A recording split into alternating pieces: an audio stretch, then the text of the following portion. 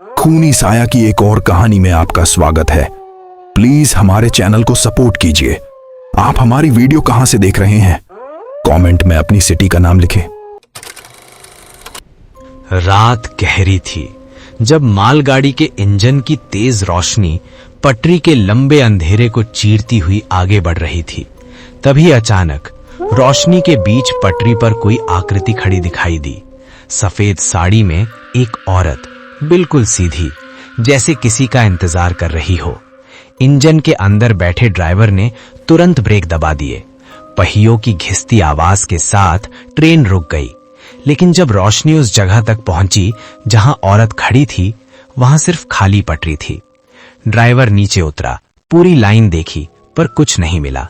उसने रिपोर्ट में बस इतना लिखा, ट्रैक पर कोई था पर अब नहीं है। कुछ ही दिनों में वही घटना दूसरे ड्राइवर के साथ भी हुई, फिर तीसरे के साथ। हर बार कहानी एक जैसी। पटरी पर सफेद साड़ी वाली औरत, ट्रेन रुकते ही गायब। रेलवे विभाग ने आखिरकार उस इलाके की जांच के लिए एक अधिकारी भेजा, अर्जुन। उसका काम साफ था, पता लगाना कि ये भ्रम है, किसी की शरारत है या कुछ और। अर्जुन ने सबसे पहले पुराने रिकॉर्ड खंगाले। उसी ट्रैक के इतिहास में उसे एक पुरानी दुर्घटना का जिक्र मिला। सालों पहले उसी जगह एक एक्सप्रेस ट्रेन पटरी से उतरकर पलट गई थी। हादसे की रिपोर्ट में लिखा था कि ट्रेन के ड्राइवर ने आखिरी बयान में कहा था उसने पटरी पर सफेद साड़ी वाली औरत देखी थी, इसलिए उसने ब्रेक लगाया। लेकिन ट्रेन पूरी तरह रुकने से पहले ही हादसा हो गया। कई यात्री मारे गए, कई घायल हुए। उस रिपोर्ट के बाद उस जगह के बारे में धीरे धीरे कहानियां फैलने लगीं। अर्जुन ने हादसे की तस्वीरें देखी, टूटी बोगियां, मुड़े हुए लोहे के ढांचे, और एक फोटो ऐसी थी जिसने उसका ध्यान रोक लिया। मलबे के पास दूर एक सफेद आकृति दिखाई दे रही थी। पहले लगा कोई राहत कर्मी होगा, लेकिन फोटो की तारीख देखी तो पता चला कि वो तस्वीर हादसे के तुरंत बाद ली गई थी, जब वहां अभी कोई टीम पहुंची ही नहीं थी। जांच आगे बढ़ी तो अर्जुन को एक और चीज मिली, यात्रियों की सूची। उसमें एक नाम अलग से चिन्हित था, समीरा चौहान। रिपोर्ट में लिखा था कि वो हादसे के बाद से लापता थी। ना उसका शरीर मिला, ना कोई सुराग। अर्जुन ने आसपास के पुराने गांवों में पूछताछ शुरू की। कुछ बुजुर्गों ने बताया कि हादसे से पहले भी कभी कभी ट्रैक पर एक औरत दिखाई देती थी। किसी ने उसे स्टेशन की तरफ जाते देखा था, किसी ने जंगल की तरफ। लेकिन हर बयान में एक चीज समान थी, सफेद साड़ी।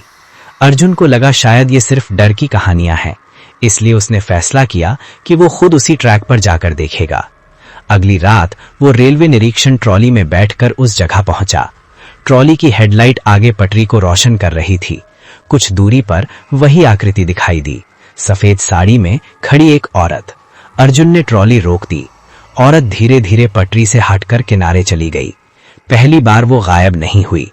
अर्जुन उसके पीछे गया। कुछ कदम आगे जाकर उसे एक पुरानी लोहे की पेटी मिली, आधी मिट्टी में दबी हुई। पेटी खोली तो अंदर एक डायरी थी।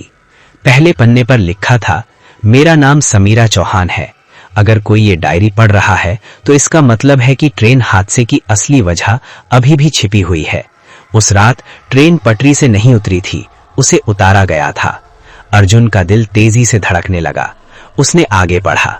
डायरी में लिखा था कि समीरा ने हादसे से पहले कुछ लोगों को ट्रैक के पास काम करते देखा था।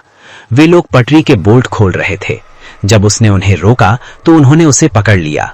उसके बाद क्या हुआ, ये डायरी के अगले पन्ने में लिखा था, लेकिन अगला पन्ना फटा हुआ था। अर्जुन ने डायरी बंद की और पीछे मुड़ा। वही सफेद साड़ी वाली औरत कुछ दूरी पर खड़ी थी, और तभी उसे अचानक एक बात समझ आई। अगर डायरी लिखने वाली समीरा उसी हादसे में गायब हुई थी, तो फिर इतने सालों से रेलवे ट्रैक पर दिखाई देने वाली वो सफेद साड़ी वाली औरत आखिर है कौन, और उसे इस टूटे हुए पन्ने का राज कैसे पता है?